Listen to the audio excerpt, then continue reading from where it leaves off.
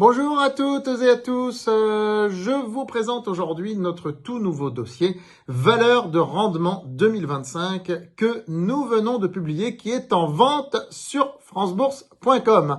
Alors, ce dossier est publié tous les ans depuis maintenant 14 ans. Depuis 2010, nous avons commencé à publier ce dossier. Le but de ce dossier, ce n'est pas de vous faire des plus-values, contrairement à tout ce qu'on publie sur France Bourse, mais on est dans la logique de la lettre pépite du rendement, qui est une logique, non pas de plus-value, mais de rentier. Le but de ce dossier, c'est de faire de vous des rentiers. Voilà, ce n'est pas d'aller sur des valeurs spéculatives, des recoveries, etc. Non, c'est de faire de vous des rentiers, d'avoir une rente qui tombe sur des titres que vous achetez et qui présentent peu de risques, ou du moins qui, dans leur diversification, présentent peu de risques. Donc, dans ce dossier, je vous présente un petit peu le dossier. Comme vous pouvez voir, son sommaire est articulé autour de plusieurs parties. Vous avez tout d'abord une partie économique, dans laquelle il y a un point complet qui est fait sur la situation actuelle, les taux d'intérêt en particulier, et les perspectives, bien sûr. Est-ce qu'ils vont monter, est-ce qu'ils vont baisser, comment la guerre impacte les taux d'intérêt, l'inflation, comment elle impacte les taux d'intérêt. Le taux d'intérêt, c'est une problématique centrale quand on s'intéresse au rendement. Pourquoi ? Parce que les valeurs de rendement dépendent, leur cours de bourse, le fait qu'elles soient plus ou moins recherchées par les investisseurs, tout ça dépend des taux d'intérêt. Et selon la problématique économique, on ne va pas forcément s'orienter non plus vers certains secteurs ou vers certains autres. Est-ce que cette année, on peut revenir plus largement sur les valeurs foncières qui avaient été déconseillées les dernières années, sauf quelques-unes, en raison de la problématique des taux d'intérêt? Justement, vous avez la réponse à ce genre de questions dans ce dossier. Voilà.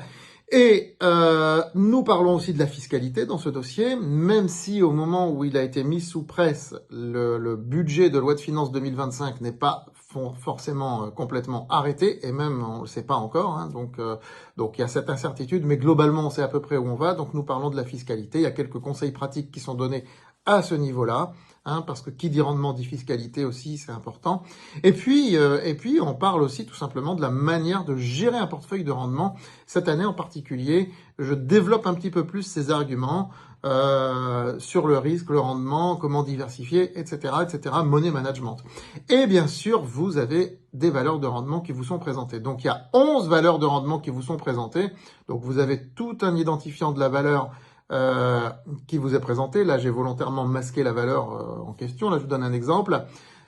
Vous avez tout un texte qui présente assez rapidement les fondamentaux de l'entreprise et puis ses perspectives en termes de rendement, de rentabilité, et un graphique qui présente l'historique du dividende ou parfois qui présente tout simplement un graphique boursier en charts classique pour montrer le cours de bourse, parce que l'analyse graphique n'a pas une grande importance dans les titres de rendement sur le court terme, mais sur le long terme, oui, bien sûr que oui. Parce qu'il faut essayer de rentrer au bon moment, et au moment aussi où la rentabilité va être la plus intéressante. Voilà, donc le but aussi, c'est que vous n'ayez pas dans votre portefeuille que des valeurs qui distribuent leurs dividendes au mois de mai ou juin, pour ne pas que vous ayez un pic là sur 2 mois de rentabilité, mais que ce soit, même si vous avez ce pic, mais que ce soit quand même un peu réparti tout au long de l'année, que vous puissiez avoir de la rente régulièrement, un peu comme un salaire complémentaire qui tombe, ça dépend bien sûr de votre revenu. Voilà, il faut savoir qu'avec un taux moyen de 8% de rendement sur un portefeuille de 30 000 euros, ça fait quand même 2 400 euros par an, soit à peu près 200 euros par mois.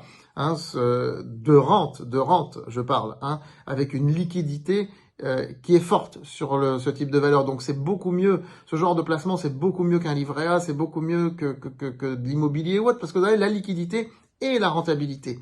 Vous pouvez sortir facilement d'une valeur, et en général, il y a des valeurs qui sont très peu volatiles aussi, qui sont présentées dans ce dossier. Voilà, on va aussi bien sur le marché français que sur d'autres marchés. Vous le verrez bien dans le dossier. Alors, dernière question que pose un certain nombre de clients de France Bourse. Quel intérêt d'acheter ce dossier quand on est abonné à la lettre pépite du rendement? Écoutez, vous avez tout un développement économique qui ne peut pas être fait dans la lettre, premièrement. Et deuxièmement, vous avez des valeurs qui sont présentées là.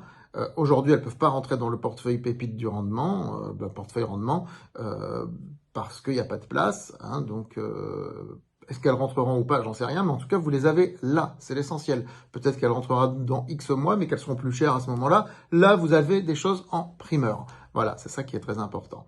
Voilà, bonne lecture, bons achats, dossier valeur de rendement 2025 sur francebourse.com.